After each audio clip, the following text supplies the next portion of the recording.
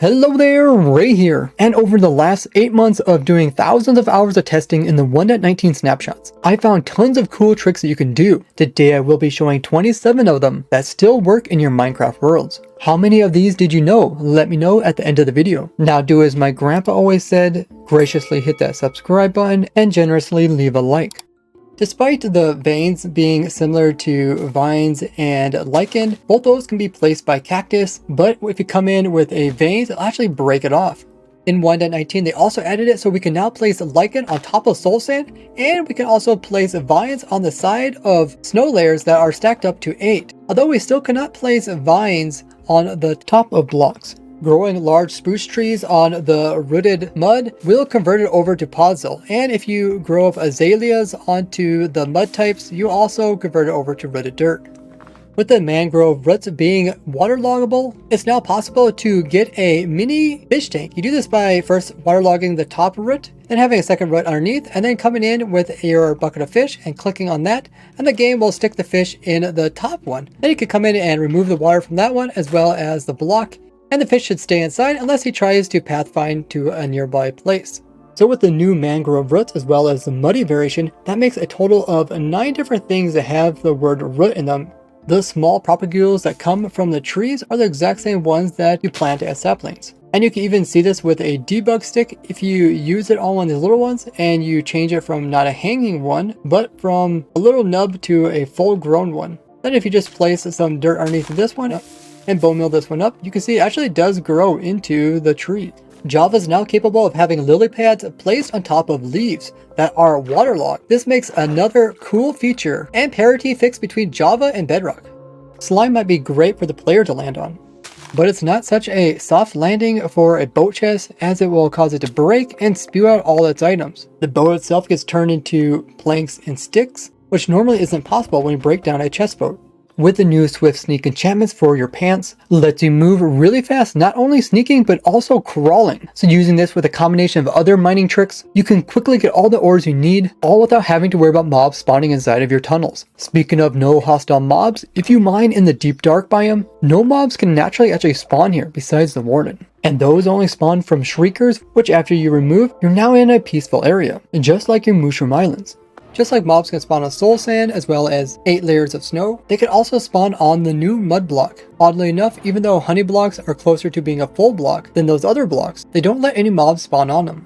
You guys know that Catalyst will go ahead and will put off little particles and convert nearby blocks when a mob dies that has XPs. But the Catalyst will still actually put off particles even if it's a mob that doesn't drop XPs, it just won't convert stuff. So something like a villager and even a armor stand, which doesn't seem alive at all, notice that it does actually put off little particles.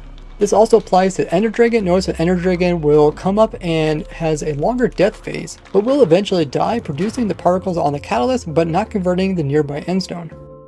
When you kill the warden, it will only drop you 5 XPs. But the catalyst that it drops itself, if you would break that, it actually drops 20 XP, which is equivalent to a Ravager, and is only surpassed by the XP dropped by the Wither and the Dragon mobs. But if you use my automatic warden farm, this thing will produce 200 wardens, meaning 200 catalysts, all just being some free XP that you can come in and pick up 24/7 in loaded chunks, which is equivalent to getting level 45 without having to do any extra work. Despite the warden having a powerful range attack, it is no match for the Alay's regeneration abilities. Doesn't matter how many times he gets blasted about, the Alay just keeps coming back and regenerating, staying alive. But if your lay happens to die, this can be prevented just by giving it a totem of undying. Instead, it will actually use the totem and save itself, just like a player does. And if your lay is getting bullied, you can actually make it stronger, just by giving it an armor piece that has thorns on it. Once it has the armor piece in its hand, it will now be able to actually fight back with the thorns effect. You can see that the Zoglin sometimes takes damage from the thorns. The lay will continue to regenerate, but the mob will continue to lose hearts until it dies. Despite the lay being considered yours when you give it an item, other players can still come in and snatch the item from the lay, essentially stealing from you. To get the new advancement, You Got a Friend in Me, you normally have to have an Alay deliver you an item. But you can actually cheat the system. All you have to do is find an allay that someone else has already given a second item to. Then anybody can actually come up to this allay, remove the first item that it's holding, and this will actually cause it to drop its second item as well, giving the player the new advancement, "You've got a friend in me."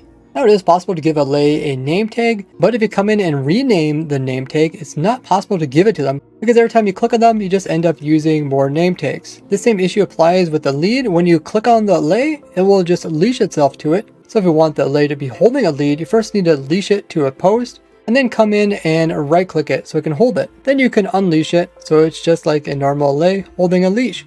The trident might look kind of strange on the player when it holds it, but it even looks stranger yet when the allay holds it, as it's extremely large. With allay's ability to actually hold stuff, you can give them any type of shulker box, including one that's full of useful things. And essentially these guys will now follow you around, carry on your box, and if any time you need to use it, you can always just right click it, place it down and grab something out of it, and then always just return it to them to have them hold it for an extra slot. Kind of like having an extra backpack. Typically, if allays are holding items, they will show it in their hands, but it's possible to actually make allay hold the item without it being seen. First, you give the allay a totem, so it's holding in their hand, then you drop them a second one and move away so they can't give it back to you. Now the allay is holding 2 totems. Then if you come in and kill it with a different account, it will use that totem it's holding, the one that you can see, to survive the killing attack. Now it still has a second totem, but it's not actually visible. At this point, you can actually grab the allay with a lead.